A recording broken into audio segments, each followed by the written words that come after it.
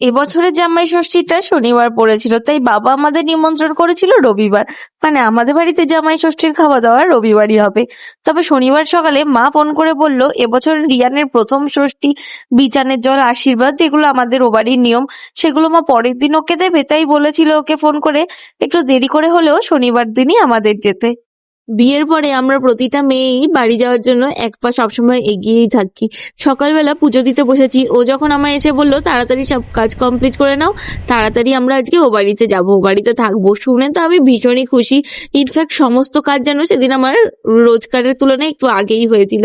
এই চুড়িদারটা বাবা মা বেনারসে গেছিল তখন নিয়ে এসেছিল, তো এটা পরা হয়নি, অনেকদিন থেকে রেখে দিয়েছিলাম। ভেবেছিলাম শাড়ি পরেই যাব, তবে জুনিয়রকে নিয়ে স্কুটি করে যাব বলে আর ভীষণ গরম বলে শাড়ি পরার রিস্কটা না নিয়েই নতুন চুড়িদারটাই পরে নিয়েছিলাম। যা ভীষণ গরম পড়েছিল, হালকা একটু টাচ আপ দিয়ে তারপরে একটু বেনুনিও করে নিই, কারণ শনিবার সন্ধ্যের পরে যাব, সাথে আবার রিয়ানকে নিয়ে। চুল ছেড়ে গেলে তো বাড়িতে ভীষণ বকা খাবো, তার জন্য বেনুনি করে নিয়েছিলাম। জানো তো, খুব একটা ভালো বেনুনি কিন্তু আমি করতে পারি না। বাড়িতে থাকলে সবসময় বোনকেই জ্বালাই আমাকে চুল বেঁধে দেওয়ার জন্য। এরপরে ছোট্ট একটা টিপ পরে লক্ষ্মী বউ হয়ে তাড়াতাড়ি সন্ধে দিয়ে রিয়ানকেও তৈরি করে আমরা বেরিয়ে পড়ি। আর এই যে যখনই বেরোই না কেন একবার না একবার এই জ্যামে পড়তেই হবে, হয় বেরোনোর সময় না বাড়ি ফেরার সময়। আমরা বাড়িতে পৌঁছে যাই, আর রিয়ানের এবছর প্রথম ষষ্ঠী বলে বাড়ির সবাই কিন্তু বেশ এক্সাইটেড ছিল।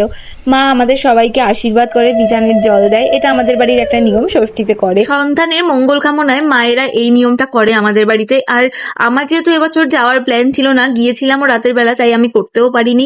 সামনের বছর থেকে জুনিয়রের জন্য এটা আমিও করব। আর হ্যাঁ, সেদিন যেহেতু আমাদের নিরামিষ ছিল শনিবার, তাই মা সমস্ত ভেজ রান্না করেছিল। সানডেতে হবে আসল খাওয়া দাওয়া। তো চলো এখনকার মতো বাই, দেখা হচ্ছে নেক্সট ব্লগে।